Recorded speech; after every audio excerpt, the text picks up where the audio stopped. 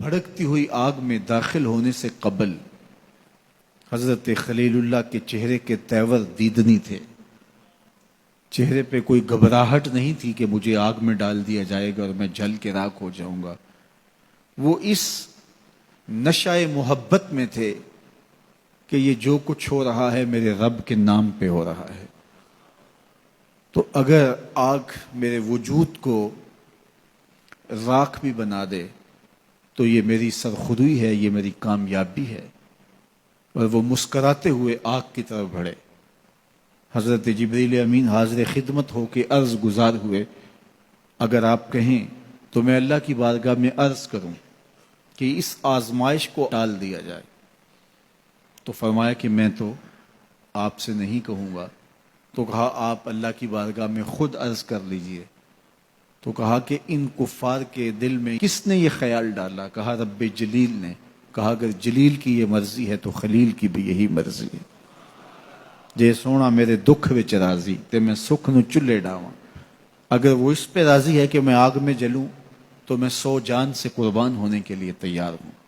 پھر بھڑکتے ہوئے شعلے اور آگ کا وہ روشن الاؤ کہ اگر کوئی پرندہ بھی اڑ کے گزرے تو وہ بھی جل بھن کے کباب بن کے گر پڑتا. بے خطر کود پڑا آتش نمرود میں عشق، عقل ہے محو تماشائے لبے بام ابھی. بنیرے پہ کھڑی عقل سوچتی رہ گئی لیکن عشق نے چھلانگ بھی لگا دی. لیکن پھر جو کامیابی سمیٹی، جو کامرانی ہاتھ میں آئی، عزتوں کا جو تاج پہنایا گیا وہ انہی کا مقصوم تھا. اب حضرت سارہ سلام اللہ علیہا سے نکاح ہوا تو اولاد کی نعمت سے مالا مال نہیں کیے گئے. یہ ایک آزمائش تھی. اولاد تو ماں باپ کے سینے کا قرار ہے، روح کی تسکین ہوتی ہے. ان کو دیکھ کے وہ دوبارہ سے جوان ہو رہے ہوتے ہیں. ان کی کلفتیں تکلیفیں اولاد کو دیکھ کر کے مٹ جاتی ہیں. اور پھر اولاد بھی عمر کے آخری حصے کی ہو تو اس کو دیکھ کر کے جو تسکین بوڑھے باپ کو ہوتی ہے، میرے پاس تو ایسے لفظ نہیں ہیں کہ میں اس کیفیت کو بیان کر سکوں. اب حضرت خلیل اللہ اس عالم میں ایک بیٹے سے نوازے جاتے ہیں، نام اسماعیل رکھتے ہیں اور اس کو دیکھ دیکھ کے جیتے ہیں. لیکن اللہ نے ایک اور آزمائش ان پہ ڈالی. کہا اس بیٹے کو اور اس کی ماں کو ایسی وادی میں چھوڑ آؤ جہاں انسانی وجود کیا حیوانی وجود بھی نہ ہو. اب یہ بات کہہ لینا بھی آسان ہے، سن لینا بھی آسان ہے، لیکن عملاً گزرنا پڑے تو دن کو تارے نظر آ جائیں. لیکن اللہ کا خلیل اللہ کے حکم کی تعمیل میں اپنی جوان سال بیوی اور نو مولود بیٹے کو لے کر کے وادی غیر ذی زرع میں پہنچتا ہے، جہاں آج مکہ المکرمہ ہے. آج تو وہاں آبادیاں ہیں، رونقیں ہیں. اس وقت جلے ہوئے سیاہ پہاڑ جیسے فولاد پگھلا کے ڈال دیا گیا ہو. کہیں کوئی چشمہ نہیں ہے، کہیں کوئی سبزہ نہیں ہے، کوئی حیوانی وجود نہیں. وہ وادی جس میں وحشت بھی قدم رکھتی تھی ڈر ڈر کے، جہاں پھرتے تھے آوارہ تھپیڑے باد سر سر کے، جہاں پر گھاس اگتی ہے، جہاں نہ پھول کھلتے ہیں، مگر وہ سرزمیں ہے آسماں بھی جھک کے ملتے ہیں. 2 نفوس پر مشتمل قافلہ اس وادی میں ٹھہرانے کے لیے حضرت خلیل اللہ پہنچتے ہیں. رات گزری. حضرت ابراہیم علیہ السلام نے سحر کے وقت اٹھ کے دعا مانگی اور اس مقدس قافلے کو اللہ کے سپرد کیا اور واپس پلٹنے لگے تو وفا شیار بیوی نے آگے بڑھ کے دامن تھاما اور کہا میرے شوہر نامدار، اس وادی بے آب و گیا میں ہمیں تنہا چھوڑ کے کہاں جا رہے ہیں؟ اب کیا جواب دیتے؟ خاموش رہے. تھوڑی دیر کے بعد پھر قدم اٹھنے لگے تو زوجہ کا ہاتھ بڑھا اور دامن پکڑ لیا. اس وادی غیر ذی زرع میں، بے آب و گیا وادی میں، جہاں انسانی وجود کیا حیوانی وجود بھی نہیں پایا جا رہا، اپنے نو نہال بیٹے کو اور مجھے چھوڑ کے کہاں جا رہے ہیں؟ حضرت خلیل نے کوئی جواب نہیں دیا. تھوڑی دیر بعد پھر قدم اٹھنے لگے تو پھر دامن پکڑا. حضرت خلیل کوئی جواب نہیں دیتے. تو حضرت حاجرہ نے پوچھا کیا یہ رب کا حکم تو نہیں؟ قال نعم، کہا ہاں یہ رب کا حکم ہی ہے۔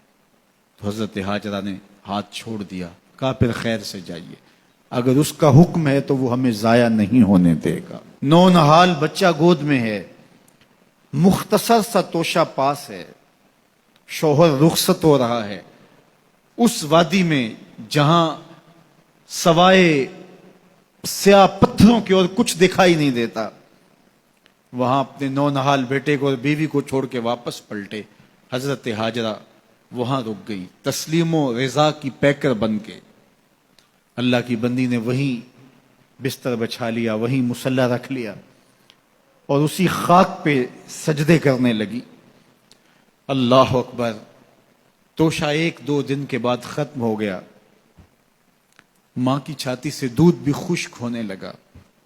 نونہال دودھ سے تڑپا تو ماں کے کلیجے کو ہاتھ پڑا، بیٹے کے لیے پانی کی تلاش میں نکلی، ایک پتھر کی اوٹ میں فرزند کو لٹایا اور خود جبل صفا پہ گئیں اور اطراف میں دیکھا کہ کہیں کوئی پرندے اڑتے دکھائی دیں، اور اس نشان پہ پہنچوں اور کچھ پانی اپنے بیٹے کے لیے لے کر آؤں، لیکن چاروں طرف نظر گھمائی اور دیکھا کہ کہیں کوئی آثار دکھائی نہیں دے رہے۔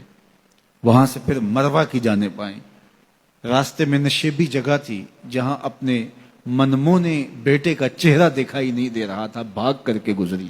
پھر کوہ مروہ پہ پہنچتی ہیں اور اطراف میں دیکھا، چاروں طرف نظر گھمائی کہ کہیں کوئی پرندے اڑتے دکھائی دیں اور میں اس نشان پہ پہنچ کے بیٹے کے لیے پانی لے کر آؤں، اس کے کام و دہن میں کچھ قطرے ٹپکاؤں تاکہ زندگی کی حرارت باقی رہے، لیکن وہاں بھی دیکھا کچھ نظر نہیں آیا۔ صفا پہ دیکھ لیا تھا، مروہ پہ بھی دیکھ لیا، مایوس ہو کے کھڑی ہو جاتی، لیکن ممتا کی بے چینیاں، ممتا کا اضطراب، ممتا کا التہاب، اس کا پیچ و تاب اس کو رکنے نہیں دیتا۔ ماں پلٹ کے پھر صفا پہ آتی ہے اور نظر گھما کر کے دیکھتی ہے کہ کوئی آثار دکھائی دیں، لیکن کچھ نظر نہیں آتا، تو پھر ماں دوبارہ پلٹ کے مروہ پہ جاتی، نشیبی جگہ سے دوڑ کے ماں گزرتی ہے۔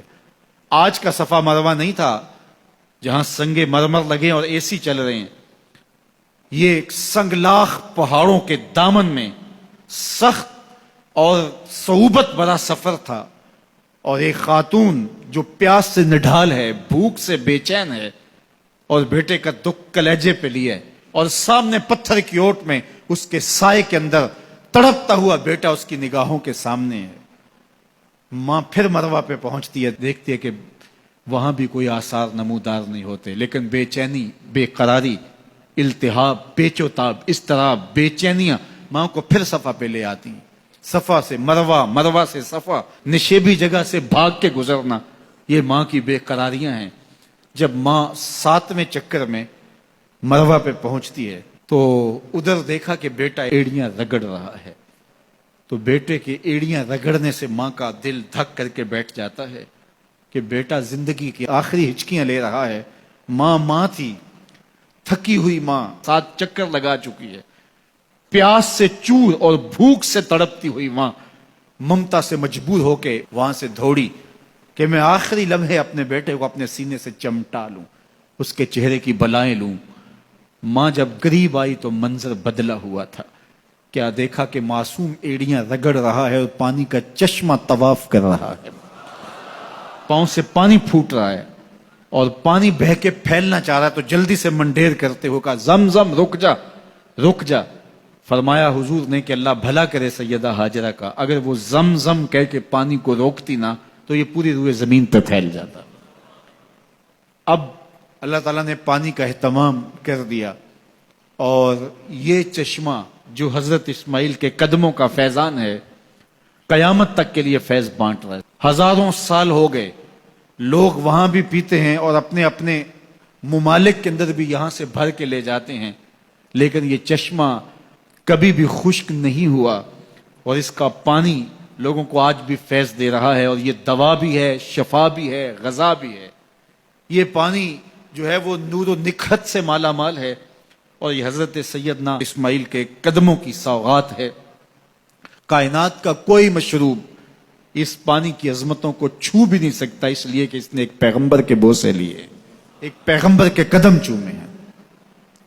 اب حاجی جب وہاں جاتا ہے صفا مروہ پہ، تو جن کو حج یا عمرے کی سعادت نصیب ہوئی وہ تو اب یہاں نہیں ہوں گے، وہ تو تصور میں وہاں گھوم رہے ہوں گے کہ وہاں کیسا دل آویز منظر ہوتا ہے جب آپ تھوڑا سا صفا پہ چڑھ کے یا مروہ پہ چڑھ کے لوگوں کو بھاگتا ہوا دیکھتے ہیں تو وہ تصور دل کھینچتا ہے اور انسان صدیوں پیچھے اپنے آپ کو لے جاتا ہے کہ یہ وہ جگہ تھی کہ سیدہ ہاجرہ یہاں اپنے بیٹے کے لیے دوڑی تھی اور انہیں بیٹے کے لیے پانی چاہیے تھا اور وہ پانی کی تلاش میں کبھی صفا اور کبھی مروہ پہ جا رہی تھی۔ آج حاجی کی بغل میں پانی کی بوتل اور یہ کیوں دوڑ رہا ہے؟ سیدہ ہاجرہ تو میلین اخزرین کی جگہ، وہ نشیبی جگہ، وہاں بھاگ کر کے اس لیے دوڑی تھی کہ وہاں بیٹے کا من موہنا چہرہ نظر نہیں آتا، اور یہاں ماں بیٹا اکٹھے دوڑ رہے ہیں۔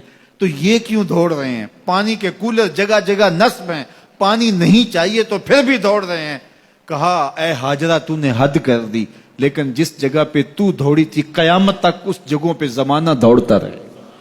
یہ پروٹوکول ہے، یہ اعزاز ہے، یہ تکریم ہے سیدہ ہاجرہ سلام اللہ علیہا کی۔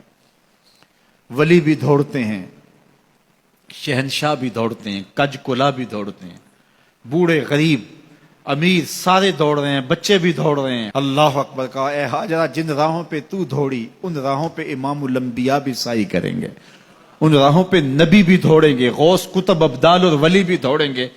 اللہ اکبر! اس دوڑنے کو عبادت بنا دیا گیا۔ انہیں تو پانی چاہیے تھا اس لیے دوڑی، حاجی پانی کے لیے نہیں دوڑ رہا، سیدہ ہاجرہ کی اس ادا کو ادا کر رہا ہوتا ہے۔ تو ذرا دیکھیے پلٹ کے ماضی کی طرف، تو یہ ہمارے اسلاف کی ادائیں ہیں جن کو ہم تازہ کر رہے ہیں۔